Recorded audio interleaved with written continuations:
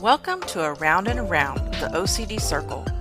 My name is Elizabeth, and I have been living with obsessive-compulsive disorder for over 60 years.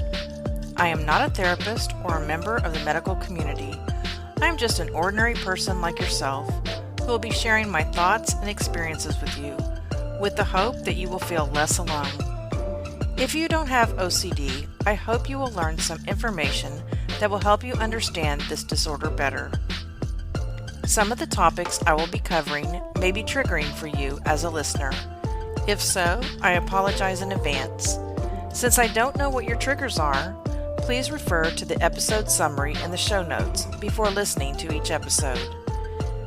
If at any time you feel like hurting yourself or ending your life, please call the 988 Suicide and Crisis Lifeline by dialing 988 if you are in the United States.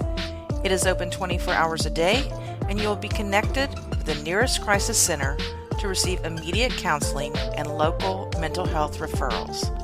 Now, on to today's episode.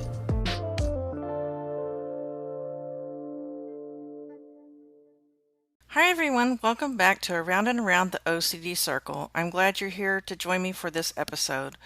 I wanted to remind you that you can always reach me at aroundandaroundtheocdcircle@gmail.com. Also, my social media links are in the show notes, including my old blog. I'm trying to get all of my old posts up from 2010 on, and I have been adding to it recently. I hope you will go check it out.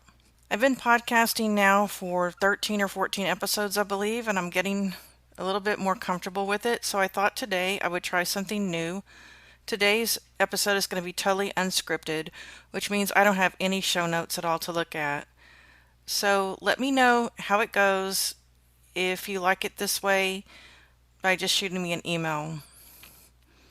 Maybe talking a little bit slower so that I can edit things out. Today I want to talk to you about another OCD spell that I had. It's the very first time I ever remember having an obsession with a person, and it was when I was in elementary school. I'm curious if any of my listeners remember when they very first started showing symptoms of OCD. And was it when you were a toddler, elementary school, high school? Let me know when you very first noticed this or what you remember. I'm also going to be talking a little bit about my high school years. I'm hoping that by sharing some of my life experiences with you, you'll feel less alone, knowing that there are other people out in the world like yourself. I mean, we all have different symptoms of OCD, but we all have the disorder, and it's really nice to know that there are other people out there struggling on a day-to-day basis. If you don't have OCD, I hope that this episode will help you have some empathy for those of us who do have the disorder. We didn't ask for this. It's something that was given to us. And my therapist believes that my OCD is probably inherited from my paternal side. All right, so let's go ahead and talk about my very first time that I remember ever being obsessed with a person. This was in 4th grade. I was obsessed with my teacher, and her name is Mrs. Peterson. I had gone to an elementary school from kindergarten to 3rd grade, and then my parents decided to move out of that neighborhood into a new neighborhood. So I would be going to a different elementary school, and I don't really remember whether I was excited or not. I know that the house was bigger, it was fancier, the neighborhood was fancier, so I was probably excited about that. But I didn't realize how much anxiety the move caused for me until many years later. So when we went to the new school for 4th grade, I shortened my name from Elizabeth to Beth. I wanted to start out with a new identity. Even in 4th grade, I knew that I didn't want to be Elizabeth anymore. I didn't want to write 9 letters on top of every single paper. I had been doing that since kindergarten. And I believe it was a way for me to establish some kind of new identity. Also, this teacher, Mrs. Peterson, I was actually friends with her until the day she died. And that was when I was in my 2nd year of college. So we did spend a lot of time together outside of school, especially after I went to high school. She meant a lot to me. She really helped me get through the first year in my new school. I remember that there was some point in the day when I don't know what the kids in the class were doing. It wasn't recess. They were doing some activity every day for about 30 minutes. And she would send me downstairs to the second floor and I would read to the third grade class down there. And in my mind, she was doing it because she thought I was smart. So that was definitely the vibe that she was giving to me is you're smart. You don't need to be in class during this 30 minutes. You're going to go down and read to these children. And it made me feel really, really good. She always made me feel very special. And, now that I look back on it, now I know why. Because my parents told me years later that I had gotten a C in science. I had never gotten a C ever in school. I got in a lot of trouble for that C. And I remember that my parents did go down and have a parent-teacher conference. Well, years later, my mom told me that during that conference, Mrs. Peterson told them that I had anxiety, or I don't know how they put it back then. I don't know if they used the words anxiety. Maybe she said I was nervous. And so now I'm suspecting that she sent me down to the third grade class to kind of give me some self-confidence. I was so nervous that I would bite my nails all the way up to the quick so badly that I would get pockets of pus on my fingers. My mother used to have to poke the pus pockets, push the pus out, and then treat it with peroxide and medication. And she would always say, see, if you didn't bite your nails, this wouldn't happen. But it was something, it was like I couldn't stop.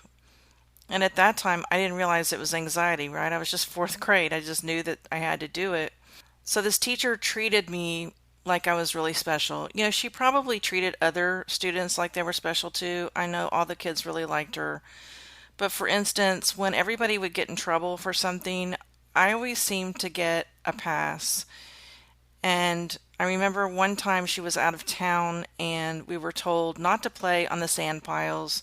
A truck had brought in a bunch of sand to lay on the playground, and everyone was playing on the sand, so I did it too. And when she came back, we all had to write on our paper, I will not play on top of the sand while my teacher is out of town, 100 times. Still remember that line. And I remember her pulling me aside, looking me deep in the eye, and saying, I am so disappointed in you. Now, whether or not she said that to every student, I don't know, but she made me feel really special. And I do remember when I graduated from sixth grade to go into another school, she did give me a necklace. She had it engraved with my initials and her initials. So there definitely was something there. I don't think she did that for every student. So obviously I made some kind of impression on her. Well, when I was about fifth or sixth grade, I noticed that I was having obsessions about her. I could not stop thinking about her. I worried constantly. A friend and I would always sit down in the hallway when I was in sixth grade and practice our spelling bee words, and her class would come by, and I knew what time her class would come by, and I was always so nervous when she walked by because I couldn't wait to see her because I knew if I saw her, she was safe. That was just kind of the way I felt. And then also, I remember avoiding her at times because I knew what I was feeling was not normal, I guess you could say. Being worried about someone all the time, being worried about someone's safety all the time. And so I'd purposely try to avoid her. I would avoid going past her classroom in case she saw me. But there were times when her class was coming towards us and, I knew she'd see me. And there was a lot of anxiety there, but when I saw her a lot of times I felt relief. I just felt relief knowing that she was okay. I'm happy to announce that Around and Around the OCD Circle podcast now has a Facebook page. A private, safe space where we can share our OCD experiences with others. Topics such as obsessions, intrusive thoughts, and rituals will be discussed by members who can relate to one another because we all have one thing in common, obsessive-compulsive disorder. You are not alone. Join us, won't you, on the Around and Around the OCD Circle Facebook page. The link is in the show notes. Hope to see you there.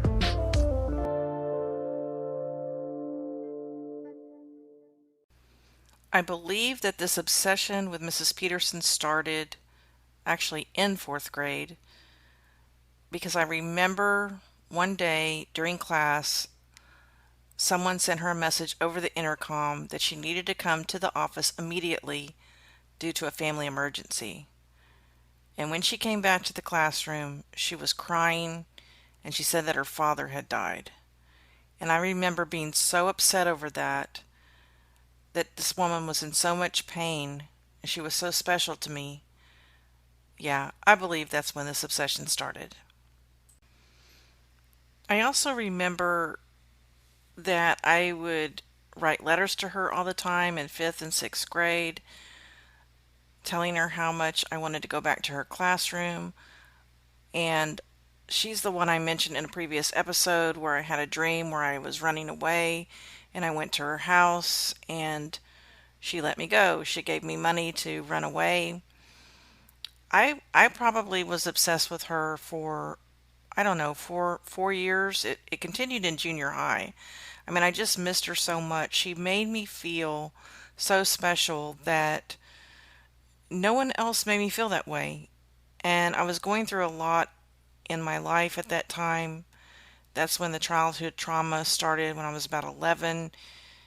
And I think having this obsession with her was a way to dissociate from what was going on.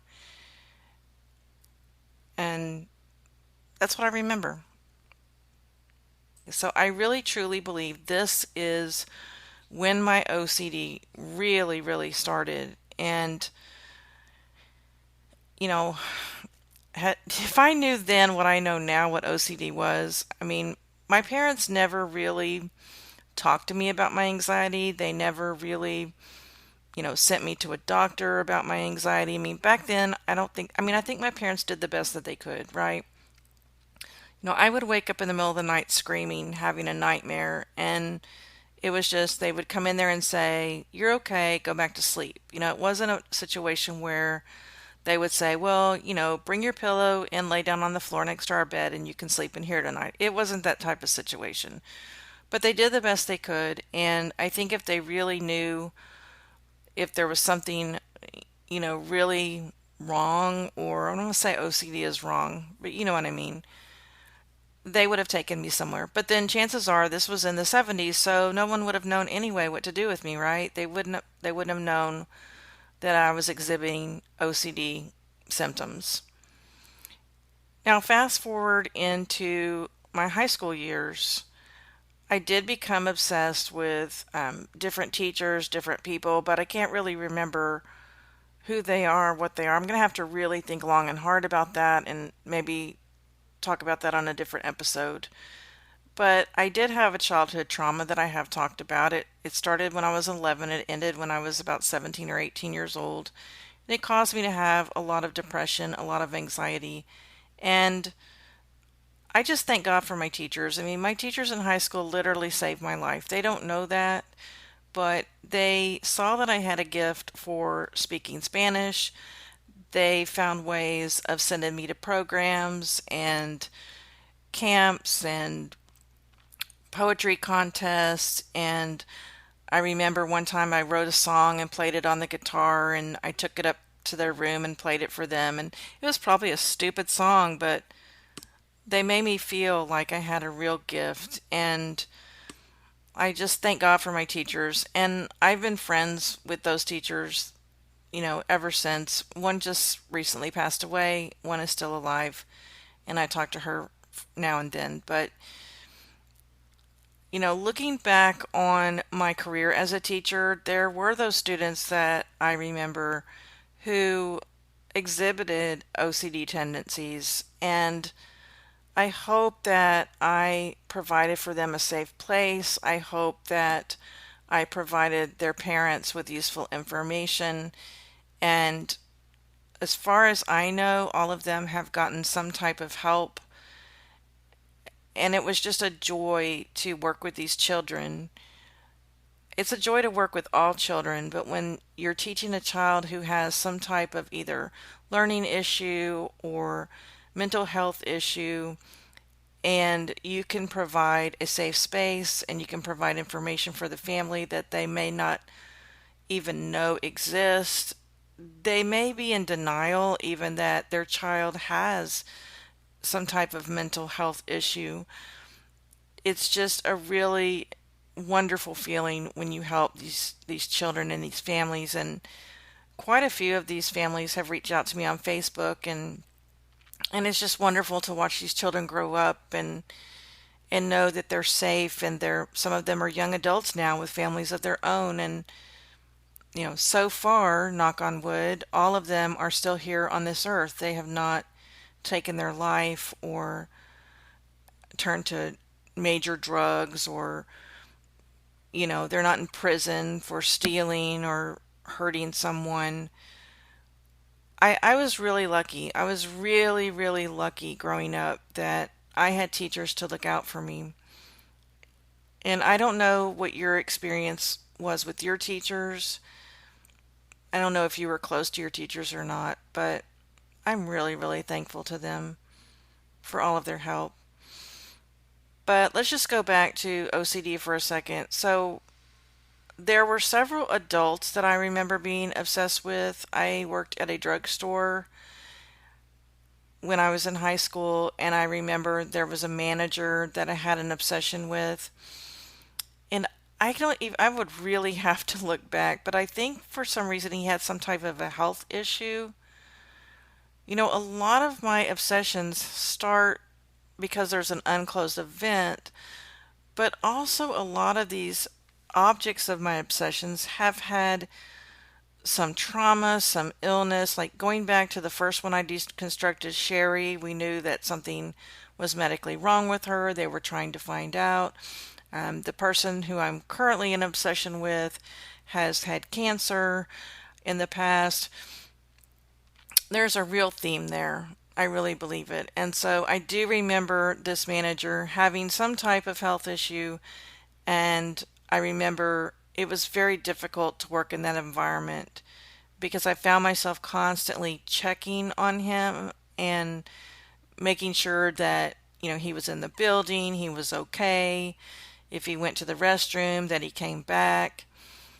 That obsession didn't last very long, maybe just a few months, but I still remember it. So anyway, this is my second deconstructed OCD spell.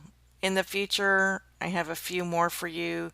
I think I'm going to go ahead the next time and talk to you about my present OCD spell because it's so fresh in my mind, and the details will be so much easier to talk about. But I would love for you to share with me your story by emailing me or contacting me on my social media links. And also, if you'd like to be a guest on a future episode, I will be starting to interview those of you who are interested. You can be completely anonymous on air, and all you have to do is have been diagnosed and treated for obsessive compulsive disorder for at least 2 years. Thank you so much for joining me, and I hope you all have a beautiful day.